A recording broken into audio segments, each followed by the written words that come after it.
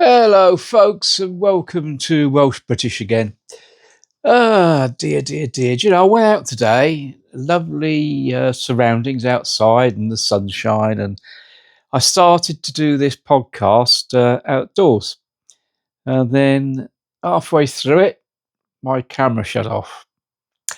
So I thought I'm not going to do it again and go through the same thing. So I'll wait till I get home. So you've got me in the same situation. Anyway, please subscribe. I need as many subscribers as I can get. So please subscribe. Please share my videos with your mates. Some bits of it will be funny and some bits of it won't. Yes, and give me a little tick, And just before I start, I'd like to say please support the Pink Ladies as usual. They're well worth supporting. They're there for safety of women and girls, which is really important, as some people don't seem to be interested in that these days, do they? You have to guess who I'm talking about. Daniel, Black Belt Barrister, well worth listening to. You can learn a lot from Daniel. So have a listen to Daniel. And Paul Thorpe, he's very, very good as well. Well worth a listen to. And of course, 2CTV, that is well worth a listen to. And there's many, many other things. I'm sure you watch some of those at least already. So anyway, that's that bit really. But I thought I'd come on today because I've been thinking, about the pound shop government and Andy Capp, Starmer, our dictator, who's working out of Manchester today, I believe. Who knows what he'll be working out of tomorrow? Shoebox. So anyway, he's chosen his cabinet, hasn't he? And we got it there. It's all pound shop stuff, and half the people in there have been done for fraud or guilty of fraud or something. So we can see the sorts of people he wants to bring in, doesn't he? In fact, what was that one? He actually had to take the fraud part of her job off her because she's been done for fraud. You couldn't make it up, could you? Dear, dear, dear, dear. I don't know, but the ginger growler's back. Yes, the ginger growler. She's back. It's a ginger growler. My God, yeah. She's changed her clothing. She's power dressing now. Did you notice that? Power dressing. Dear, dear, dear, dear. As if that'll make any difference. I don't know. She's got houses to build now. She said 1.5 million, didn't she, last time she was around? So I think she's a bit behind her target on that one. Anyway, look, what I thought about was since not Starmer, I'll start again. Since Andy Capp Burnham's been in, that he's talked about sort of some small little tweaks, hasn't he, to try and make everybody happy, like the bus fare bit, and the little bits and bobs, VAT back on fuel, some few things like that, just to sort of make people feel a bit more comfortable. I don't know whether he's just doing some nice things to try and make people feel better and then go for a general election, or whether he's just daft, to be honest. Because what's quite worrying in this country is the state that we're in. You know, we got with 3 trillion quid in debt. That debt is going up by 20 billion pounds a month. And part of that borrowing is going to pay the interest on the 3 trillion. So we're actually borrowing from a credit card to pay a credit card. I mean, it can't get much worse than that, can it? Tax is through the roof. Prisons are completely all over the shop. We haven't got a defence. And we're spending loads and loads of money on welfare. It just doesn't add up. You can't carry on spending loads more money than you got coming in. And I think everybody knows that. I think everybody understands that. But Burnham has said nothing. The price of electricity and gas, for example, That's costing everyone a fortune. The ordinary Joe Soap like you and me at home, it's costing us a fortune. It's costing the National Health Service a fortune. It's costing the Civil Service a fortune. It's costing the Defence, Army, Navy, Air Force a fortune. Any public service, education, schools, it's all sky high stuff, all more that we got to pay out. It's absolutely senseless while we sit there and we leave the North Sea as it is, and we buy our gas off Norway that drills it out of the same field that we would if we were drilling ourselves. So that the whole country is so near bankruptcy, and all Burnham can do is completely ignore this situation and offer us a few little tidbits that might feel us better, save us 40 quid a year or whatever it is. I mean, it's absolutely outrageous.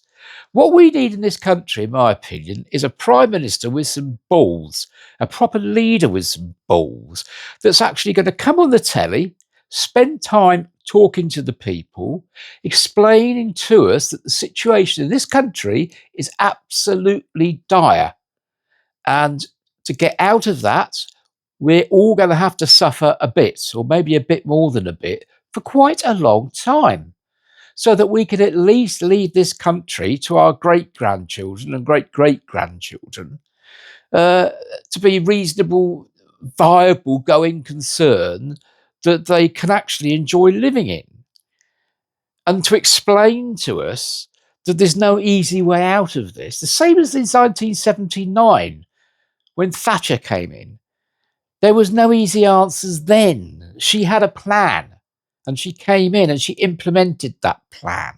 Yes, it made her quite unpopular, to say the least, but she implemented that plan. She threw it through. We came out the other side. The economy grew by an average of 2.6% every year during her 10 years. Then one year, I think it was 6%, the economy was improving by, which is an incredible feat. She got us right out the shit. Like her, love her, loathe her, it doesn't matter. She actually did the business. So what a prime minister needs to do now is to pull his trousers up, man up, or girl up, or whatever you want to call it, and tell us the state of the country, which I think we know already, which I've just been saying, and start to present his plan. Thatcher had the plan. Her daughter on the telly the other day in an interview said that her mother had 4 years to make a plan in opposition. Well, Burnham and the idiot before him, they had 14 years of Tory government to think up a plan. So get your plan, come and present it to the people. And I'll tell you what my plan would be if I was going to be leading the country at this time. We will have to save loads of money. We will have to make loads of cuts. We need to pay off our debts, or start paying our debts off. We need to beef up defence, because it's a possibility that we're going to be at war. And the stronger our defence, the more it will put our enemies off trying to provoke us into a war. So a lot of things would have to happen. We'd have to look everywhere to save money. And I would say to the people that if we want to get out of this mess, we've all got to do our bit. Welfare will have to be cut. Absolutely have to be cut. There's no doubt about that whatsoever, because that money's going to need to go to defence.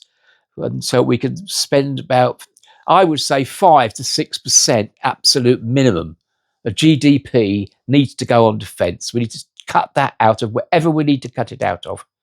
The NHS needs to have some business person going in there to look at where the waste is and to cut the waste out, because I think if waste is cut out, then that goes a long way with the NHS. All the diversity posts need to go. They're not necessary. They're not medical. Every post that's not medical, not a nurse, not a physiotherapist, not a doctor, not an OT, etc., etc. Every post that isn't medical needs looking at. Does it needed? Look at the management. How many people in management in the NHS? Do we need that much? Can we get rid of some managers? Diversity needs to absolutely go. It is nothing to do with treating people and making them well, and it's wasting money. The civil service has grown. Through COVID and Brexit, extra people were brought in, and I don't think they were let go, were they? The civil service is well inflated. That needs to be cut right back, the civil service, to save money there. And that is just the beginning. That is just the very, very beginning. What the Prime Minister needs to do, with the seriousness of the state of this country, is to call a state of emergency. He needs to what's the word? I've forgotten the word. He needs to do away with the Human Rights Act, repeal the Human Rights Act, that's the word. He needs to take us out of the European Court of Human Rights. He needs to repeal the Equality Act. Then our borders need to be absolutely secured 100%.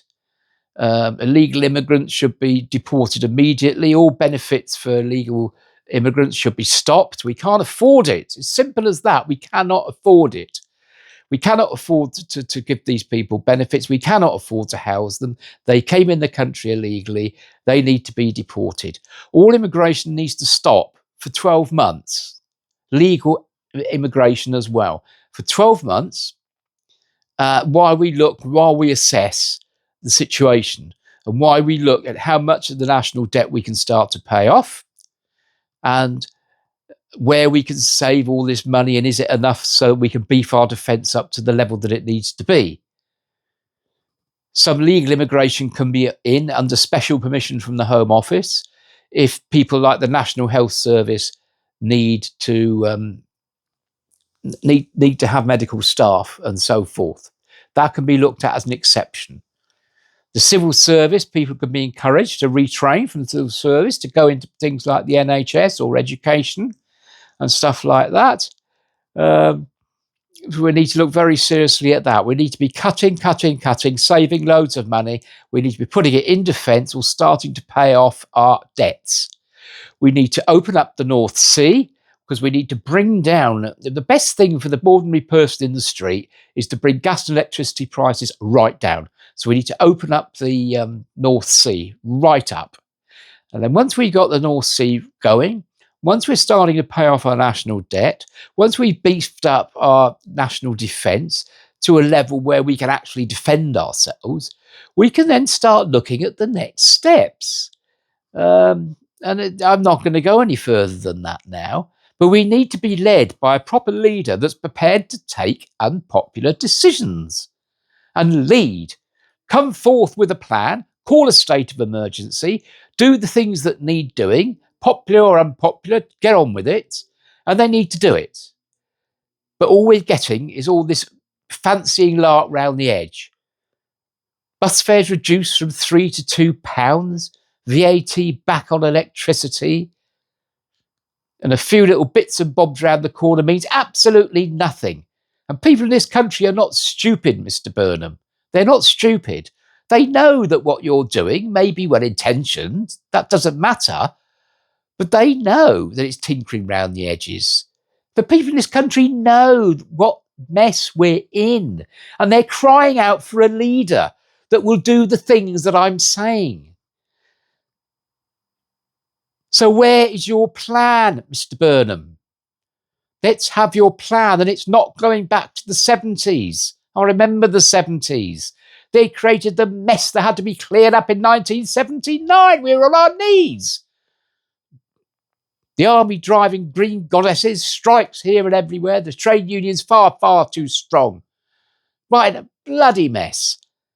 And you want to go back to the 70s? Are you insane? Absolutely insane. I remember the 70s. You probably don't. I would ask the people of this country to think, and think very, very hard. We need a leader. We need to demand a proper leader who's got a plan, who's going to lead us and turn the country round. And that is food for thought. So please go away and have a serious think about that. Oh, we're in big trouble. If we go bankrupt, it'll be like Greece. And if you start looking up at what happened with Greece when they went bankrupt, you will shake in your shoes. So step forth, Burnham, and lead us like a proper leader. I hope you have a great weekend, folks. Bye now.